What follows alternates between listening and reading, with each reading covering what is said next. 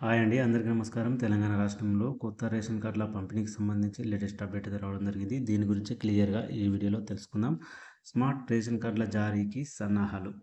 కొత్త రేషన్ కార్డులను స్మార్ట్ కార్డుల రూపంలో ఇచ్చేందుకు పౌర సరఫరాల శాఖ సిద్ధమవుతున్నట్లు సమాచారం. ప్రతి స్మార్ట్ రేషన్ కార్డుకు ఒక క్యూఆర్ కోడ్ పెట్టాలని నిర్ణయించింది.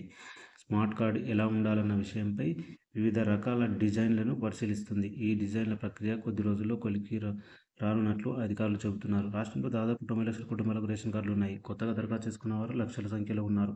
వారిలోనూ అర్హులైన వారికి రేషన్ కార్డులు మంజూరు చేయాలి. ఆయా జిల్లాల పరిశీలన ప్రక్రియ కూడా పూర్తయింది. నిజానికి ఎన్నికల కోడ్ లేని జిల్లాల్లో మార్చి 1 నుంచి, మిగతా జిల్లాల్లో మార్చి 8 నుంచి కొత్త రేషన్ కార్డులు ఇవ్వాలని ప్రభుత్వం నిర్ణయించింది. స్మార్ట్ కార్డు రూపంలో రేషన్ కార్డులు ఇవ్వనున్న నేపథ్యంలో జారీ ప్రక్రియ ఆలస్యం కానున్నట్టు తెలిసింది. కొత్త వారితో పాటు ఇప్పటికే రేషన్ కార్డు ఉన్న వారికి సైతం స్మార్ట్ కార్డులు జారీ చేయనున్నట్టు సమాచారం. ఈ మేరకు పౌర సరఫరాల శాఖ టెండర్లను కూడా పిలిచినట్లు సమాచారం. బిడ్ల దాఖలుకు మార్చి 25వ తేదీ వరకు గడువు ఇచ్చింది. ప్రీ బిడ్ సమావేశాన్ని మార్చి 11న నిర్వహిస్తామని పేర్కొంది. కుటుంబ యజమానిగా మహిళల పేరుతోనే రేషన్ కార్డులు ఉన్నాయి.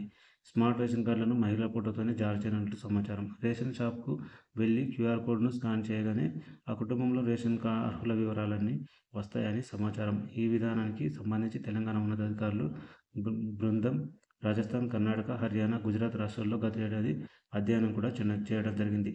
సో మనకు స్మార్ట్ కార్డుల రూపంలోనైతే రేషన్ కార్డులు పంపిణీ చేయనున్నారు.